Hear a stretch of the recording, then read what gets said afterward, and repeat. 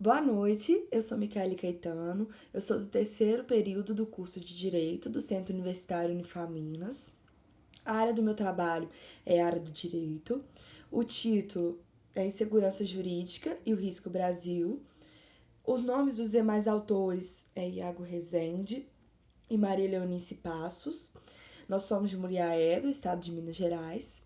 As referências do meu artigo são: a primeira, imprevisibilidade das decisões judiciais e seus reflexos na segurança jurídica.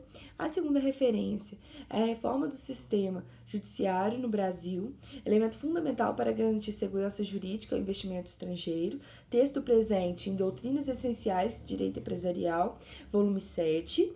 E a terceira e última jurisprudência é a Justiça Desequilibrando a Economia, texto publicado no Valor Econômico de 10 de novembro de 2006. Primeiramente, a gente pode ressaltar que a economia e o direito, eles não são opostos. Eles têm sempre que caminhar juntos para o melhor desenvolvimento econômico do país. A segurança jurídica, ela firma a continuidade das empresas que já estão pagando impostos e gerando emprego e renda no nosso país. Além disso, ela incentiva o surgimento de novos empreendedores nacionais e estrangeiros para o nosso país. No entanto, a imprevisibilidade das decisões judiciais, adicionadas à inexistência de critérios técnicos hermenêuticos na fundamentação dos julgados, mais o distanciamento entre as conclusões sentenciais e o comando da lei e da jurisprudência dominante, que tudo isso é fundamentado como insegurança jurídica, vem ensejando o risco judiciário Brasil, que é uma espécie de risco país. Sendo que no nosso país nós não temos a cultura de falar sobre esse assunto. Há alguns artigos, mas não tem a cultura de relacionar a economia e o direito e como isso pode afetar o risco Brasil. Diante disso, a pesquisa objetiva abordar a interferência da insegurança jurídica sobre a economia. A segurança jurídica, a gente pode dizer que ela é temporal, ou seja, em relação ao passado, ela dá a garantia que não será objeto de proposta legislativa aquilo que pretenda abolir direito adquirido, ato jurídico perfeito e coisa julgada. Em relação ao presente, há garantia de que a eficácia normativa da legislação com o efeito erga omnes. Então, há a garantia dessa eficácia normativa.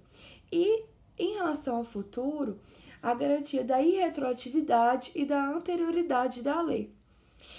Vamos ressaltar agora o ministro já aposentado do STJ, José Augusto Delgado.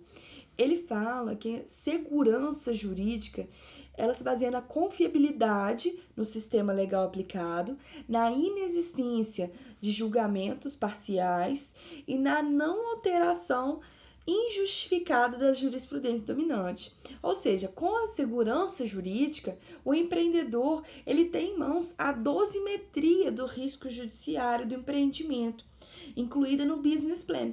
Então, o investidor ele vai saber aquilo que ele está investindo, ele vai ter aquela segurança.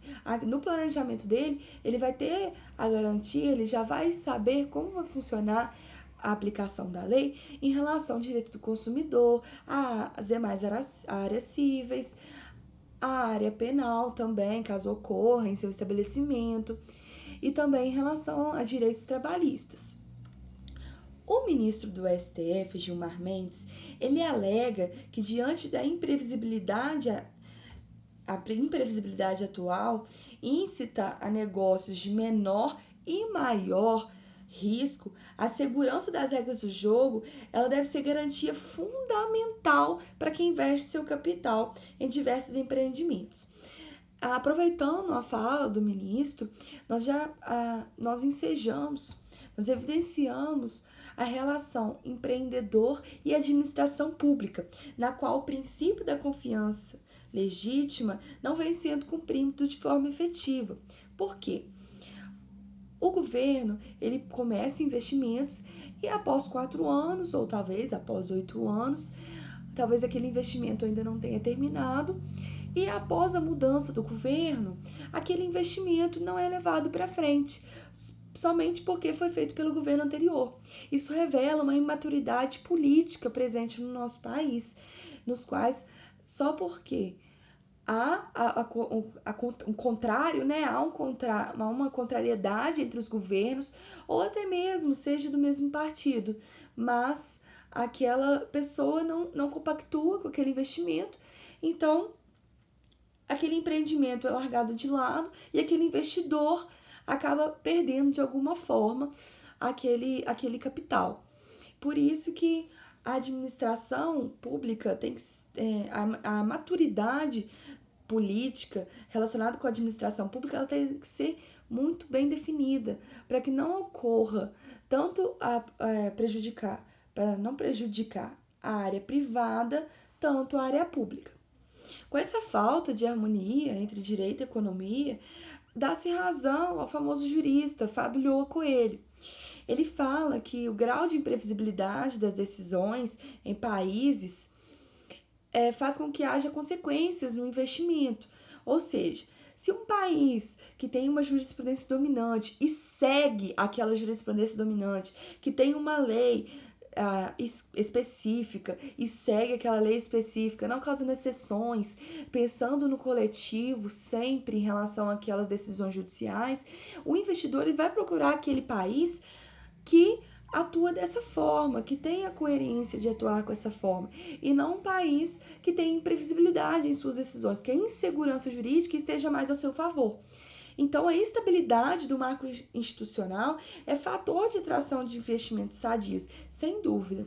Nisso, a gente pode concluir que a imprevisibilidade das decisões, mais o redirecionamento das execuções fiscais e trabalhistas, adicionados à revisão contratual e à formação de grupos econômicos, bem como a desconsideração da personalidade jurídica, tanto ordinária quanto inversa, ela contribui para um acentuado e quase, posso até dizer, irreversível desequilíbrio na economia, além da queda do PIB. Isso pode influenciar muito na queda do nosso produto interno bruto, em razão do crescimento, né, da quebra de empresas e da falta de novos investimentos. Portanto, cabe ao Poder Judiciário evitar a imprevisibilidade de suas decisões e orientar os seus juízes para o foco que as decisões elas não podem ser levadas de forma individual, mas sim em relação ao coletivo, para que siga a jurisprudência dominante e também que aplica-se a lei à espécie, de forma literal, de forma coesa, de acordo com o que está escrito na lei. Então, isso ocasionando tal mudança, tal previsibilidade do direito, assim podemos dizer, tal coerência, busca-se e alcança-se, se assim for possível, o desenvolvimento econômico do país e o bem-estar social, fazendo com que o direito e a economia caminhem juntos e não atrapalhe de alguma forma os investimentos no nosso país, que geram emprego, renda, desenvolvimento econômico, influencia também no desenvolvimento da saúde, da educação, de pesquisas científicas. Eu agradeço a oportunidade ao Centro Universitário Unifaminas e muito obrigada pela atenção a todos. Em especial, agradeço a minha orientadora, Vânia Águida de Oliveira Carvalho, que me ajudou muito nesse trabalho. Muito obrigada.